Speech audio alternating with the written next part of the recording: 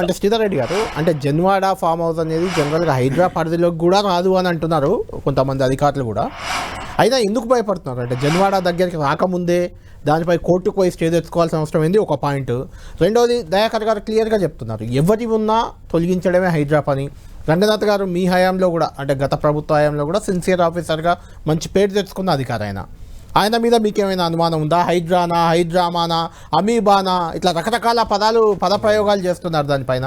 ఇప్పుడు మధ్యాహ్నం మీరు కేటీఆర్ గారి ప్రెస్ మీట్ చూస్తే ఆయన ఏం చెప్పినారు, ఇది ఎందుకు మాట్లాడాల్సి వచ్చిందంటే నిన్న 2-3 పత్రికలు నిన్న అంతకుముందు సోషల్ మీడియాలో అక్కడిక్కడ నెక్స్ట్ జన్వాడనే అంటే వచ్చింది. అది మీరు ప్రేరేపించినట్టు మాట్లాడితే ఆయన ఏమన్నాడు, అది నాది కాదు, నా మిత్రుంది, నేను లీజ్ తీసుకొని ఉన్నా, తప్పుంటే కూలగొట్టండి, నా మిత్రుడు నా మీద కోపం కూడా తెచ్చుకోవచ్చు, ఆయనకు నేను చెప్పుకుంటా కానీ కూలగొట్టమన్నాడు.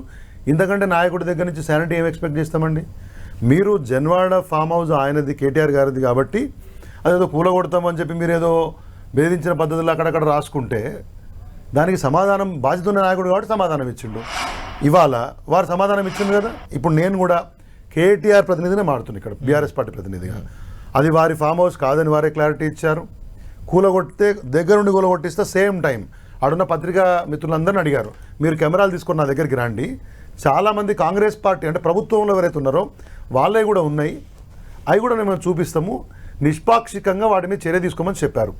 దీనికి కాంగ్రెస్ పార్టీ ప్రభుత్వం పూర్తి స్థాయిలో అనుమతిస్తుందా, ఆ విధంగా వ్యవహరిస్తుందా లేదా అనేది వాళ్ళు తెలుసుకోవాలి. రేపు పొద్దున రేవంత్ రెడ్డి గారి విషయాన్ని ప్రకటన చేయాలి. నెంబర్ 1. నేను కూడా మీ దగ్గరికి కొన్ని తీసుకొచ్చాను. ఇది కొన్ని శాటిలైట్ చిత్రాలలో ఏముందంటే ఇది పట్నం మహేందర్ రెడ్డి గారిది. ఇక్కడ బఫర్ మన ఎఫ్టీఎల్లోనో బఫర్ జోన్లోనో ఉన్నటువంటి చిత్రాలు ఉన్నాయి. ఈ కిందిది వివేక్ గారిది, ఈ కిందిది పొంగిరెడ్డి గారిది అని చెప్పేసి, ఇది గుత్తా సుఖేందర్ రెడ్డి గారిది అని చెప్పి, ఇదేదో మన కేవీపీ గారిది అని చెప్పి కొన్ని సర్క్యులేట్ అవుతా ఉన్నాయి. సర్క్యులేట్ అవుతున్న వాటిని తీసుకొచ్చాను. ఇది రేవంత్ రెడ్డి గారికి సంబంధించిన తీసుకొచ్చారు. అయితే సేమ్ టైంలో రంగనాథ్ గారి గురించి మీరు చెప్పారు, is an upright officer, I do personally know him, మంచి officer, to the rule position ఆయన పనిచేస్తారు. అయితే ఎంత మేరకు ప్రభుత్వం పనిచేస్తుందో నాకు తెలియదు కానీ ఆయన ఏం చెప్పారు, నగరంలో ఒకటే మిషన్ సమయం అండి 56 చెరువులకు సంబంధించి వాళ్ళు NRSA national remote sensing centre దగ్గర నుంచి వాళ్ళు డేటా తీసుకుంటే 1979 నుంచి 2023 వరకు స్టడీ చేస్తే 60% భూములు చెరువులై కబ్జా అయినట్లు, 40.35 చదరపు కిలోమీటర్ల విస్తీర్ణంలో చెరువులుంటే 24.26 చదరపు కిలోమీటర్లు ఆక్రమణకు గురైంది, 60 నుంచి 80% వరకు కబ్జా గురైంది, హుస్సేన్ సాగర్ 21% కబ్జా గురైంది, సరూర్ నగర్ చెరువు 50% గురైంది, తుమ్మలకుంట చెరువు 100% పోయింది, పెద్ద చెరువు 96% పోయింది, నల్ల చెరువు 90% పోయింది, మిర్యాలగూడ చెరువు 90% పోయింది. ఇట్లా హైదరాబాద్ పరిసరాల్లోని చెరువులన్నీ కబ్జాలు పాలైనాయి అని చెప్పేసి ఆయన బాధపడ్డారు. సేమ్ టైం వచ్చినప్పుడు ఎన్ కన్వెన్షన్ సినీ నడు నాగార్జున గారికి చెందిన చెప్తారు, అది ఎన్ కన్వెన్షన్ మీద చర్యలు తప్పవు అని చెప్పారు. మీరు కూడా టచ్ చేసి వదిలేశారు. ఎందుకప్పుడు నేను టచ్ చేసినారా, ప్రభుత్వం కూడా మా ప్రభుత్వం చేయగలిగింది చేసింది. హైడ్రా పెట్టినారు, మీరు హైడ్రా పెట్టి నేను 100 సార్లు మాట్లాడాను, హైడ్రా పెట్టినారు, టైం ఎందుకు రావాలండి? అక్కడి నుంచి స్టార్ట్ చేయండి. ఆయన సినీ నటుడైనంత మాత్రాన మాకేం గొప్ప కాదు కదా, పోండి. ఇవాళ కాదు ఈ నైట్కి రంగనాథ్ గారిని స్టడీ చేసి, ఇంతకుముందు రఘునందన్ రావు గారు చెప్పినట్టు ఆయన కూడా వకీలు, ఆయనకు బాగా న్యాయం చట్టం తెలుసు. హజనారెడ్డి గారు అన్నారు ఎఫ్టీఎల్ పరిధిలో ఉంటే తీసేయచ్చు ఏ స్ట్రక్చర్ అయినా కానీ, మీరు వెళ్ళి ఎన్ కన్వెన్షన్ అయితే పక్కనే నీళ్లు ఉంటాయి, అది చెరువే అయితే ఆ చెరువు ఎన్ కన్వెన్షన్ దగ్గరికి వచ్చిందా, ఎన్ కన్వెన్షనే చెరువు దగ్గరికి పోయిందా మనకే తెలియదు. అది ఎవరిదైనా సామాన్యులు అయితే ఊకుంటూ అయితే వీళ్ళు కాదు. నేను అంటున్నా రంగనాథ్ గారు రేపే మీరు మీ శానిటీ నిరూపించుకోవాలి. నేను మీ మీద ఏం నమ్మకం మిమ్మల్ని అడుగుతున్నా. ఇప్పుడు ఈ రోజు కేటీఆర్ గారు కొంతమంది పేర్లు చెప్పారు, పొంగులేటి శ్రీనివాస్ రెడ్డి, అదే మీరు చూపించిందే నేను చెప్తున్నా, ఆయన సోదరుడు కేవీపీ, పట్నం మహేందర్ రెడ్డి, గుత్తా సుఖేందర్ రెడ్డి, మధు యాష్కి, చివరికి రేవంత్ రెడ్డి పేరు కూడా చెప్పారు, ఇట్లా వివేక్ పేరు చెప్పారు. నేనేమంటున్నా, వీళ్ళంతా గత 8 నెలల్లోనే కట్టిన వాళ్ళ కాదు. మీ ప్రభుత్వం ఏం చేసింది? అప్పుడు కేటీఆర్ గారే సీఎంతో సమానం, మున్సిపల్ అడ్మినిస్ట్రేషన్ శాఖ మంత్రి, ఆయన ఏం చేశారు? ఎఫ్టీఎల్ లో ఉంటే, బఫర్ జోన్ లో ఉంటే ఆయన ఏం చేశారు? మేము ఎఫ్టీఎల్ కి సంబంధించి మాక్సిమం చెరువులది ఎఫ్టీఎల్ ఫిక్స్ చేసినాం. అంటే కాంగ్రెస్ నాయకుల మీద కూడా మీకు పాజిటివ్ దృక్పథం ఉందా? అందుకే వదిలేసారా? మీరెందుకు వదిలేసారు? ప్రశ్న అడిగినారు. హైదరాబాద్ నగరం ఉన్నటువంటి అన్ని చెరువులకు సంబంధించి ఎఫ్టీఎల్ ఫిక్స్ చేసినాం. ఫర్దర్ ఎంకరేజ్మెంట్స్ కాకుండా కంచెలు ఏర్పాటు చేసినాం, చైన్ లింక్ మెస్లు ఏర్పాటు చేసినాం. కాదు వీళ్ళది ఇప్పుడే ఎందుకు వాచ్ గుర్తొచ్చింది టవర్లు మీకు పెట్టినారు. అంటున్నాను. నేను I'm telling you what we have done. Watch టవర్లు కట్టినారు చాలా చోట్ల, అంటే ఫర్దర్ వాటిని ఆక్రమణలు కాకుండా చూసే విధం కోసం. ఆ రోజు కొన్ని కార్యక్రమాలు జరగలేదు. ఇవాళ మీరు ఒకటి హైడ్రా అని పెట్టినారు.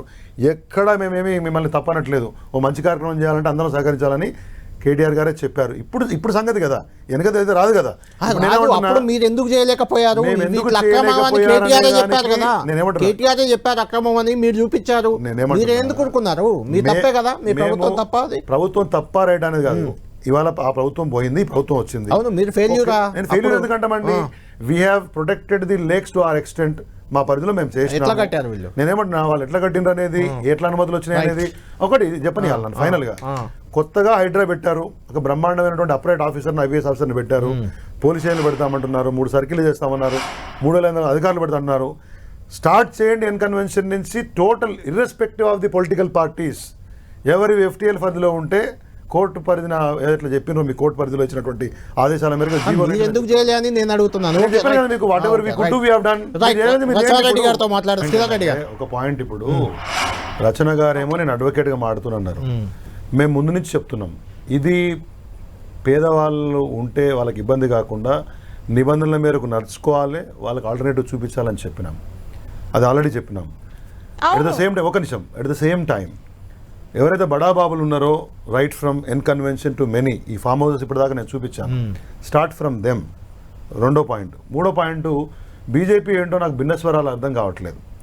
మొన్న కాటిపల్లి వెంకటరమణారెడ్డి గారు వాళ్ళ శాసనసభాపక్ష ఉపనేత మాట్లాడుకుంటూ, ఇదెక్కడ పంచాయతీ, హైడ్రా ఎట్లా అయితే మేము ఊకోం, మేము అట్లా చేస్తాం ఇట్లా చేస్తాం, నిరసన చేస్తాం అన్నారు. ఆయన అట్లా మాట్లాడతాడు. రఘునందన్ రావు గారు ఇప్పుడు ఆయన ఎంపీ, పార్టీలో స్పోక్స్ పర్సన్, ఆయన కార్యదర్శిగా ఉన్నాడు. ఆయన ఏం మాట్లాడతాడు, మీరు సుప్రీంకోర్టు నిబంధనల ప్రకారం మీరు కొట్టేసేయాలా, ఇట్లా చేయాలా, అవసరమైతే కేసీఆర్ ఉన్నా ఆయన చదివిండు. రచన గారు అదే పార్టీలో అధికార ప్రతినిధి గారని నాకు తెలుసు. వారేమో హియరింగ్ కావాలి, ఇవన్నీ కావాలా. ఈ పార్టీలో మీరు ఎవరెవరు ఆదేశాలతో మాడుతున్నారు నాకు అర్థం కావట్లేదు. మరేమన్నా రేవంత్ రెడ్డి గారికి అనుకూలంగా ఒకళ్ళు, రేవంత్ రెడ్డి గారికి వ్యతిరేకంగా ఒకళ్ళు. నేను సపోర్ట్ చేస్తుంది due process of the law ని. రేవంత్ రెడ్డికి చట్టం, న్యాయం, లా ఏం తెలియదు. That is what I am trying to say. BJP's voice is don't target just for the sake of targeting. ఎందుకంటే హైడ్రా అనేది కొత్తది కాదు. Enforcement and vigilance has been there. No, Raghunandan Rao, Venkataramana Reddy నిబంధనలకు లోబడి ఉండాలనే కదా. ఒక్క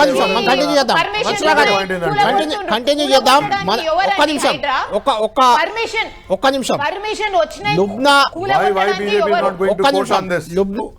అన్ని విషయాలు, ప్రతి విషయానికి బీఆర్ఎస్ పార్టీని టార్గెట్ చేసి కేసీఆర్ గారినో కేటీఆర్ గారినో వాళ్ళ కుటుంబ సభ్యులను టార్గెట్ చేసి మాడుతున్నారు. కాబట్టి జన్వాడ ఫామ్ హౌస్ గతంలో వివాదం అయింది కాబట్టి మీరే ఆ రకంగా బిహేవ్ చేశారు. కాబట్టి బోల్డ్గా ఆయన బయటకు వచ్చి చెప్పినప్పుడు మీరు ఇంకా ప్రశంసించాలా, మేము స్వాగతిస్తున్నట్టే అనుకోవాలి, కూర్చుకోవాలని చెప్పినప్పుడు స్వాగతిస్తున్నట్టే. నేను చెప్తున్నా, as a party representative come here, నేను చెప్తున్నా మీకు చాలా క్లియర్గా. హైడ్రా ఇవాళ కేంద్ర మంత్రి గారు మాట్లాడారు, కిషన్ రెడ్డి గారు, హైడ్రా అనేది నాకు అన్నారు.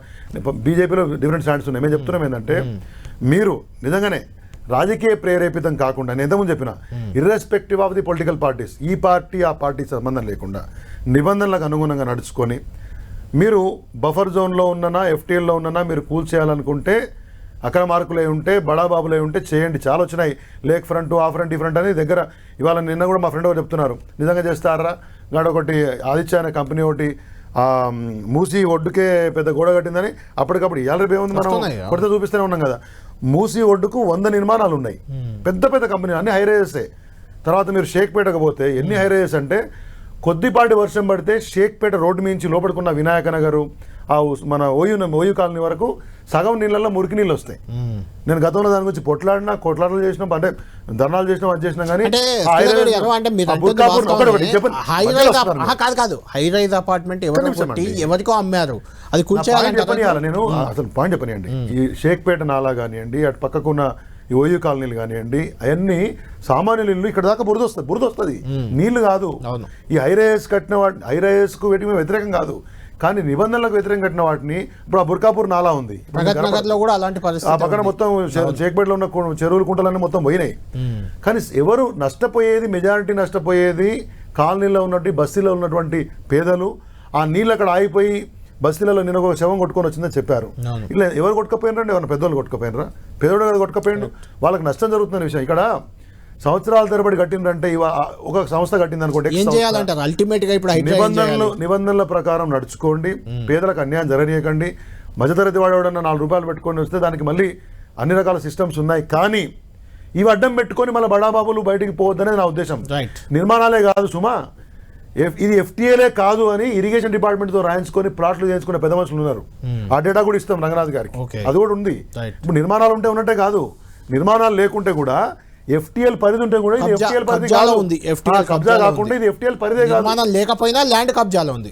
నిర్మాణాలు లేవు, ల్యాండ్ కబ్జా ఉంటే ఎఫ్టీఎల్ ని కబ్జా పెద్ద మనుషులు ఉన్నారు.